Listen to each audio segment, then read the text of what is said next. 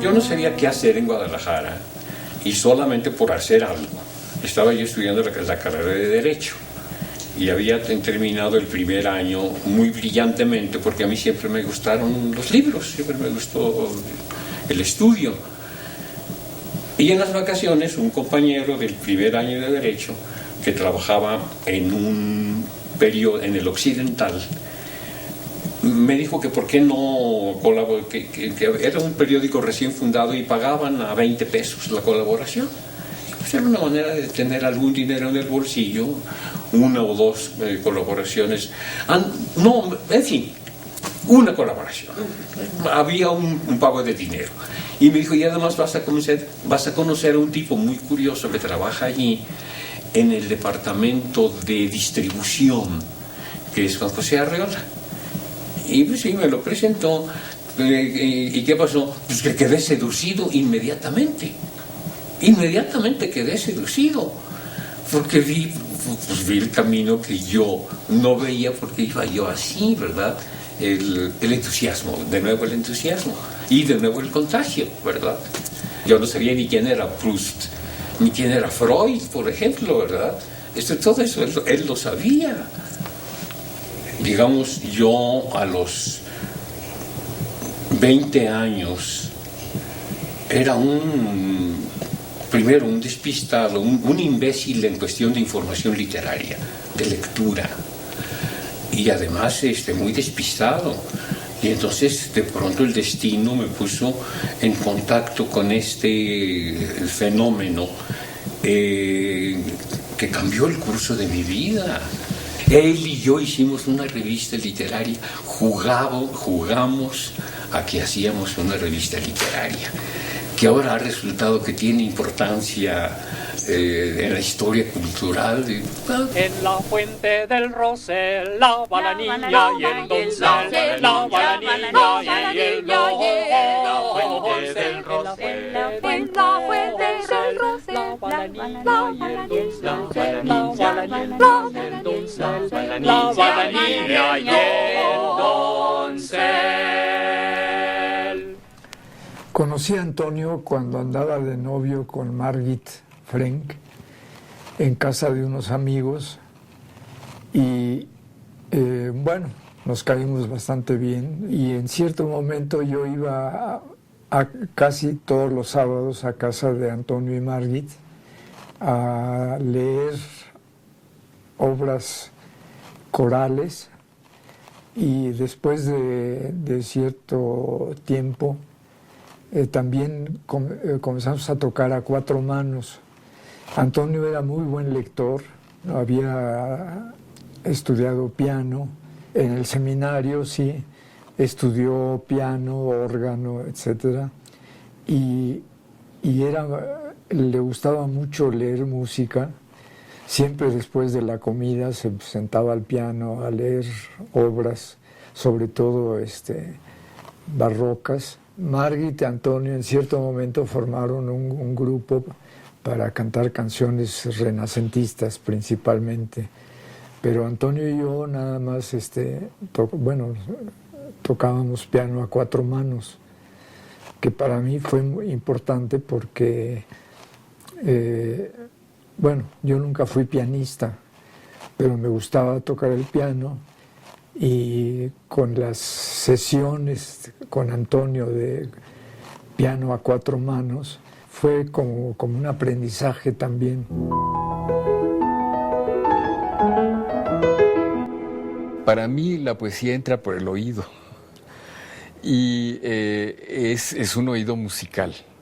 De modo que con el oído que tenía Antonio y el conocimiento que tenía para tocar el piano, le debe haber resultado absolutamente natural entrar en la música. Primero, claro, en la música renacentista española, pero después en la música universal. En la obra de Antonio de la Torre hay dos puntos nucleares. Uno es su profundo conocimiento de la métrica. Yo creo que su último libro que publicó aquí, Los estudios sobre métrica, los avatares del romance barroco, son esenciales en su bibliografía. Y por otra parte existía su gran conocimiento de la música de cancionero. Y en ese sentido creo que él estaba en aquella línea que otro poeta dijo, Ezra Pound, que dijo que la poesía murió cuando dejó de ser cantada. Entonces, para él, la poesía era este ritmo, esta métrica, estos acentos, estas formas. Y eso, evidentemente, tiene una facilidad cuando se tiene el placer, el deleite profundo por la música, que era lo que tenía Antonio de la Torre. Entonces, yo creo que una de las grandes herencias de él, creo que uno de sus libros fundamentales está en relación con la métrica. Y desde luego, el trasfondo de su conocimiento musical es esencial para entenderlo. Porque, vuelvo a decirlo, no hay poesía sin ritmo, sin música.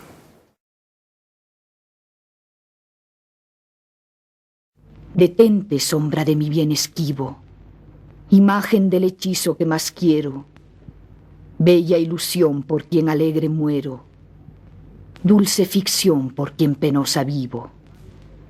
Si al imán de tus gracias atractivo sirve mi pecho de obediente acero, ¿para qué me enamoras lisonjero si has de burlarme luego fugitivo? Mas blasonar no puedes satisfecho de que triunfa de mí tu tiranía, que aunque dejas burlado el lazo estrecho que tu forma fantástica ceñía, poco importa burlar brazos y pecho, si te labra prisión mi fantasía.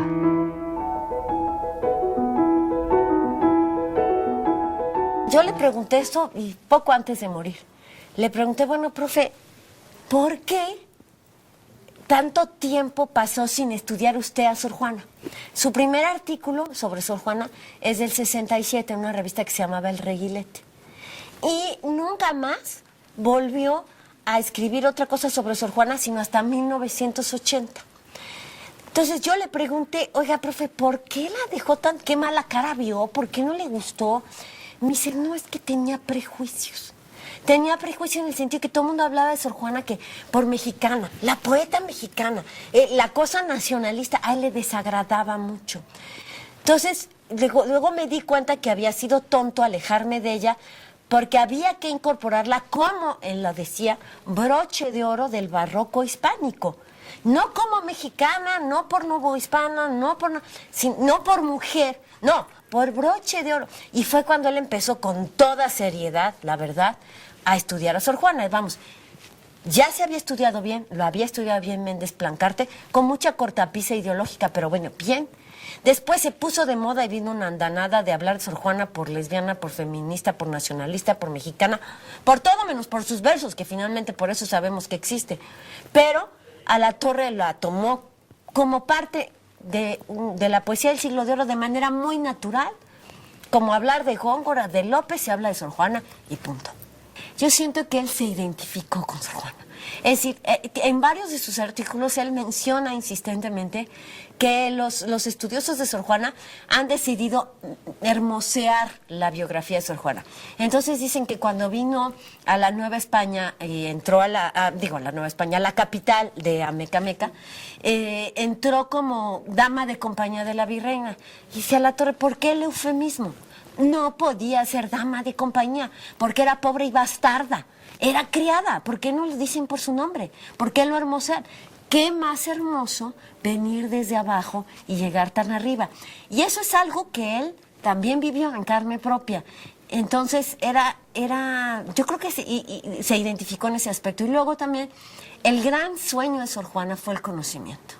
El gran sueño de la Torre fue el conocimiento. A la adquisición de conocimiento fue a lo que dedicó su vida.